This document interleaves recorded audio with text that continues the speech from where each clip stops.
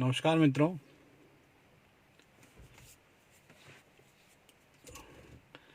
मेरे कुछ मित्रों ने पूछा है कि रावण के बारे में हमें बताइए। तो आज के एपिसोड में हम रावण के बारे में ही चर्चा करेंगे कि कौन था, कैसे लंका का राजा बना, कहाँ जन्म हुआ।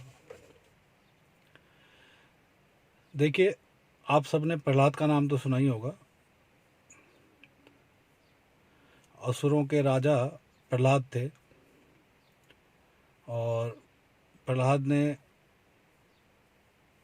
विष्णु से संधि करी, यानी सुरों से संधि करी और उनके पुत्र विरोचन उनके बाद शासक बने। विरोचन की सेना में एक बड़े ही पराक्रमी सेनापति हुए सुकेश। तो इन सुकेश के 3 पुत्र थे, माली, सुमाली और माल्यवान। ये तीनों ही बड़े पराक्रमी थे। इन्होंने बहुत नाम कमाया युद्धों में और तीनों विरोचन के पुत्र बलि की सेना में सेनापति थे, सैन्य सरदार थे। इन तीनों भाइयों ने त्रिकूट पर्वत के पास एक निर्जन स्थान पर अपना घर बनाया और अपने बंधु बांधवों के साथ एक पूरी नगरी इन्होंने बसाई। और चूंकि वो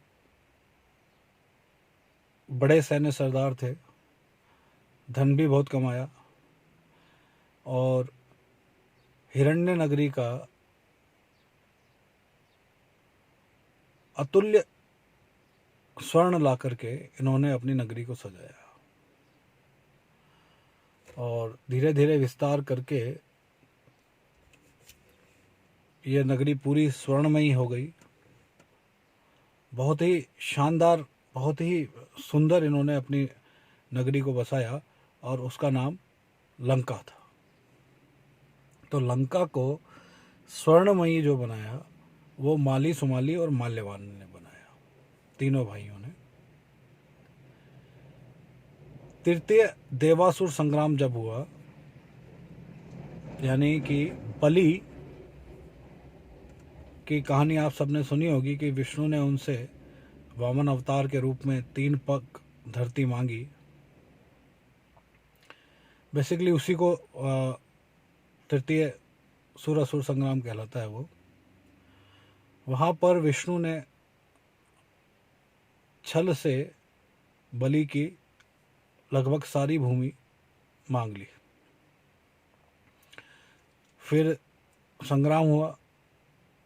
माली, सुमाली, माल्यवान चूंकि उनकी सेना में सेनापति थे, तो अपनी पूरी ताकत के साथ वो सुरों से लड़े, किंतु राजा बलि के आत्मसमर्पण के बाद और उससे मिली पराजय के कारण तीनों भाई बहुत दुखी हुए और माली युद्ध क्षेत्र से ही गायब हो गया, चला गया और अफ्रीका के घने जंगलों में जाकर के वो छुप गया, रहने लगा। सुमाली और माल्यवान ये दोनों भी अफ्रीका के पूर्वी भाग में जाकर के छुपे। तो जहाँ माली गया वहाँ अफ्रीका में आज भी माली एक देश है, अफ्रीका के पश्चिमी भाग में, उत्तर पश्चिमी भाग में। और जहाँ सुमाली और माल्यवान जाकर के रहे, वहाँ सुमाली लैंड के नाम से एक देश आज भी है। और उधर जो लंका सूनी पड़ गई थी अपने राजाओं के जाने के कारण। वहाँ पे ऑस्ट्रेलिया जो आंध्रालय था, वहाँ के जो सरदार थे, राजा थे विश्रवा, उनका पुत्र वैश्वर्ण कुबेर, उसकी नज़र लंका पे आती है, पड़ती है, और उस सूनी नगरी को वो फिर से बसाता है और वापस उसको वो बहुत खुशहाल और स्वर्णमयी बना देता है। जब सुमाली और माल्यवान काफ़ी समय के बाद जब अपने अज्ञातवास से निकलते हैं, तब पता लगाते हैं कि यहाँ लंका का क्या हाल है। तो लंका में उन्हें कुबेर का शासन पाता है, और कुबेर चूंकि बहुत बलशाली और प्रभावी व्यक्ति थे समाज में, तो उनकी हिम्मत नहीं होती कि कुबेर से जाकर के वो लड़ सके, क्योंकि वो लोग बहुत क्षीण हो चुके थे तब तक। तब माली और सुमाली वापस अपनी नगरी को प्राप्त करने के लिए एक युक्ति चलाते हैं। सुमाली अपनी पुत्री कैक्सी को विश्रवा के पास लेकर के जाते हैं और कैक्सी से बोलते हैं कि तुम विश्रवा से विवाह का प्रस्ताव दो विश्रवा को। विश्रवा जो कुबेर के पिता हैं। कैक्सी विश्रवा से के सामने सम्मुख विवाह प्रस्ताव रखती हैं। विश्रवा मानते हैं, दोनों का विवाह होता है और समय पा करके इनके 3 पुत्र और 1 पुत्री हो जाते हैं। सबसे बड़ा पुत्र विश्रवा और कैक्सी का रावण है, जो कि आंध्रालय ऑस्ट्रेलिया जो आज है वहाँ पैदा होता है। देखिए, यहाँ ऑस्ट्रेलिया को आप अभी का ऑस्ट्रेलिया ना समझे। ऑस्ट्रेलिया या आंध्रालय उस वक्त भारत की भूमि के बहुत पास था, और धीरे धीरे ये अब काफ़ी दूर हो गया है। पर यह भी आप लोगों ने अगर कभी भूगोल हमने पढ़ा है तो वहाँ हमें पता है कि ये जो क्षेत्र है ये पहले हिंदुस्तान की भूमि के पास लगा हुआ था। तो वहाँ ऑस्ट्रेलिया में जो रावण है वो धीरे धीरे बड़ा होता है, और उनके विद्वान पिता विश्रवा से, जो कि ऋषि पुलस्त्य के पुत्र थे विश्रवा, और सभी समुदाय में, आर्य समुदाय में बहुत अपना महत्व रखते थे। तो वहाँ उनसे ज्ञान प्राप्त करता है रावण अपने पिता से, और साथ ही साथ जो सुमाली और माल्यवान और जो अपने पुत्रों सहित वहाँ रहते थे, उनके भी संपर्क में रावण हमेशा रहता है। तो रावण को हर तरह से ज्ञान प्राप्त होता है, उधर असुर संप्रदाय का और सुर संप्रदाय, दोनों का खून उसमें मिश्रित है। विश्रवा प्रजापति कुल के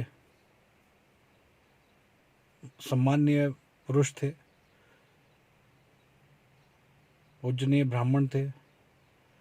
उनसे रावण, क्योंकि अपने पिता भी थे उनके, और उनसे रावण परम ज्ञान प्राप्त करता है। और यही रावण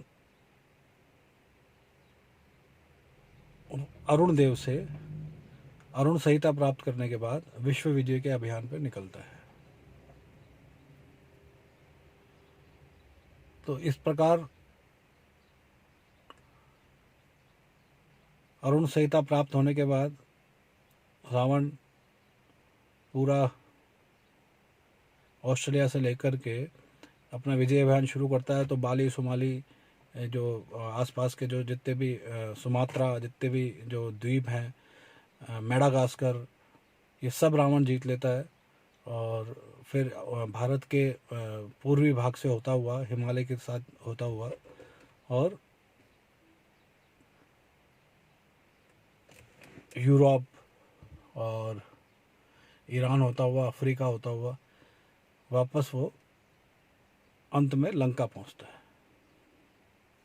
और लंका को, चूँकि उनके भाई कुबेर हैं जो वहाँ थे, वो रावण के बारे में सब जानते हैं, वो बिना युद्ध किए अपनी इच्छा से ही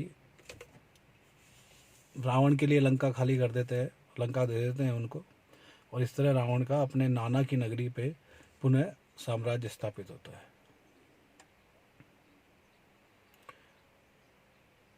तो ये रावण की कहानी है। और मैंने आपको पिछले एपिसोड में बताया था, पिछले एपिसोड में, कि रावण जो है अपनी पुस्तक को खो चुका है और अपनी नई पुस्तक लिखता है वो, क्योंकि वो पुस्तक के प्रमुख सिद्धांत भूल जाता है या उसे याद नहीं होते हैं, जिसकी वजह से वो पतन का भागी बनता है। तो मुख्य बात यही है कि हमेशा हर इंसान को अवैध संबंधों से या अनैतिक संबंधों से दूर रहना चाहिए। अगर रावण में दुर्बुद्धि नहीं आती, रावण अगर ये गलत कार्य ना करता, तो आज रावण का नाम इतिहास के प्रमुख महापुरुषों में होता। वो इस तरह एक राक्षस या शैतान बनके हमारे सामने प्रस्तुत नहीं होता।